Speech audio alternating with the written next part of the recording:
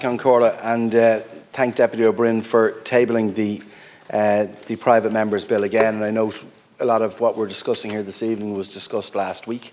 The Sinn Féin motion didn't include this proposal to reintroduce a temporary moratorium on evictions over the winter period, where this legislation, as it's written, and not just as it's written, we've got to make sure that anything that we do in the private rental sector doesn't make the situation worse. Because I've said here many times that the private rental sector, as it stands right now, isn't functioning as it should, and we do need a functioning private rental sector. That's why I'm not supporting the legislation here this evening, and we'll oppose this legislation this evening. And just to be clear on that for deputies, for the record of the House, and we'll oppose that for good reason, which I'll outline. We brought in the moratorium last winter to provide an opportunity to bring additional stock in, particularly when we were in the throes of a very constrained accommodation crisis, particularly in the area of emergency accommodation. And my number one priority is those who don't have a home at all. And we've ensured through funding this year of 302 million for homeless services and emergency accommodation, that emergency accommodation is available for people who need it. Now, for all of us in this House, I don't think there are anyone who would disagree, is that we want to ensure that we can exit people from emergency accommodation into safe and secure housing. And just to Deputy O'Rourke has just mentioned there in relation to HAP tenancies, one of the reasons that it is so difficult to get HAP tenancies is because how the private rental market is functioning right now. We are, on average, month on month, securing about 680 to 700 new HAP tenancies a month. And that doesn't meet the demand that's out there, because things that do affect the private rental market are continually changing it, and changing the landscape for those who own properties, who then leads to a further flight of properties from the market, which makes it more difficult. And I'm sure that Deputy O'Brien is engaged with property owners in this space as well, and they would have told him that directly. So the last thing I want to do is to support a measure that is actually going to make the situation worse, whilst it remains very challenging. Deputy O'Brien has mentioned, I do welcome the support that he has given for the tenants in situ scheme, because we need to make sure that people are supported when landlords are exiting. And as I speak to you today, we've over 1,300 sales actually concluded in the tenant in situ, and about a further 1,260 at various stages of sale approved, going through conveyancing, and a further 1,000 actually into next year. I'll be continuing that scheme into next year, and it has been very successful, and I'll continue it into next year, and we'll continue to support that scheme, where what we're doing in the main is ending HAP tenancies, converting those tenancies into permanent social housing, as we're ramping up social housing supply, which I'll speak to in a moment.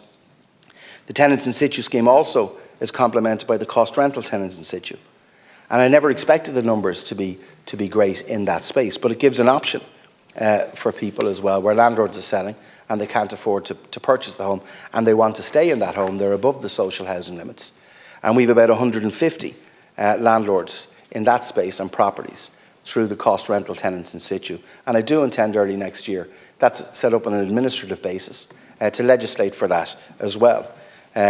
Again, colleagues opposite will know that we're using the first home tenants in situ scheme, which, to remind deputies, they oppose the first home scheme, which has been very successful right across the country in helping first-time buyers buy properties. Over 7,000 registrations, nearly 3,000 approvals in that space, and included in those approvals are the first 60 households that have actually been approved to purchase properties, to help tenants buy properties from their landlords, properties that they wish to stay in, by using the first home scheme.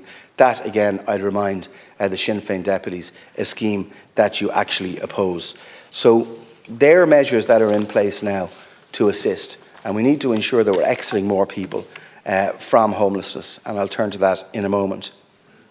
Supply is key across the board, and has been mentioned in relation to targets, and we'll attain our social housing target this year across all tenures, and we will deliver more new social homes this year, new build social homes, than we've done in decades. And we have a very strong pipeline for next year, and we'll have very strong delivery in the last quarter of this year, and that is because of the Housing for All plan. And in every city, in every town and village around the country, people will see good quality social homes being built for individuals and being built for families. And on planning permission data published just last week shows that nearly 9,700 homes were granted permission in Q3, an increase of 43% on the same quarter of 2022. It also shows that residential planning permissions granted for the period January to December were up 13% on the same period last year. Really importantly, commencements, because that's housing starts. If we look at the month of October, 2,624 October 2023, up 42.5% on the number of new homes commenced in October 2022. So far this year up to October, over 26,500 new homes commenced in the first 9 months of this year. That's about 16.5% up on the previous year. So momentum in relation to housing delivery is increasing across all tenures and is increasing substantially. And really importantly within that, completions. With 8,452 completions in Q3 of this year. That's up 15% nearly on the previous year. So we have 22,500 homes completed in the first 9 months of this year. And I can confidently predict to the House this evening that we will project that we'll exceed our target substantially this year on housing delivery. And by the end of this year, that since I took over as Minister, we'll have delivered 100,000 new homes in this country and a very strong pipeline into next year. Now, we are dealing with a situation where we've had 10 years of very significant undersupply on housing as well. And we are catching up, and there's many out there who are not feeling the change there. But I'm meeting tenants right the way across the country who are getting their new social homes in all 31 local authorities of this Republic. If you look at in construction and compare us to the rest of Europe and look outside of Europe, of 19 different European countries compared to the Euroconstruct report, we're the only one this year where construction activity is increasing and will increase again further next year. And do you know what the main reason they put that down to? Was the state intervention in that space, because the state is leading by example.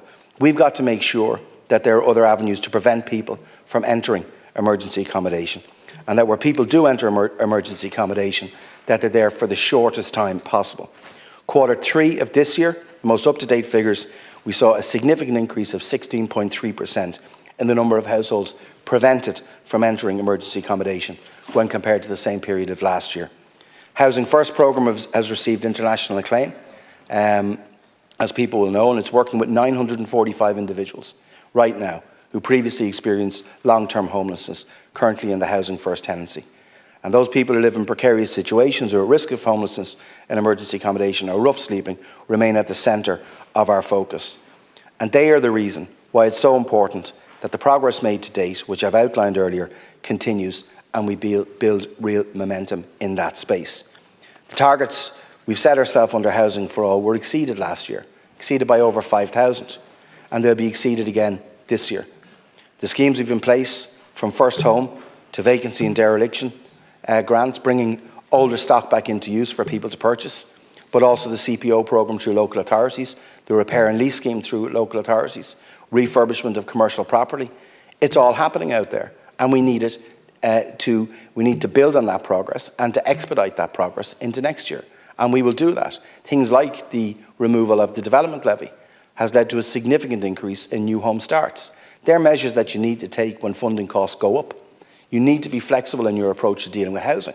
You can't just come in here and say you'll deliver 20,000 social and affordable homes, a quarter of which are apparently vacant stock, that you're going to purchase CPO, bring back in, redo those properties and sell them back into the market in a 12-month period. It doesn't work that way.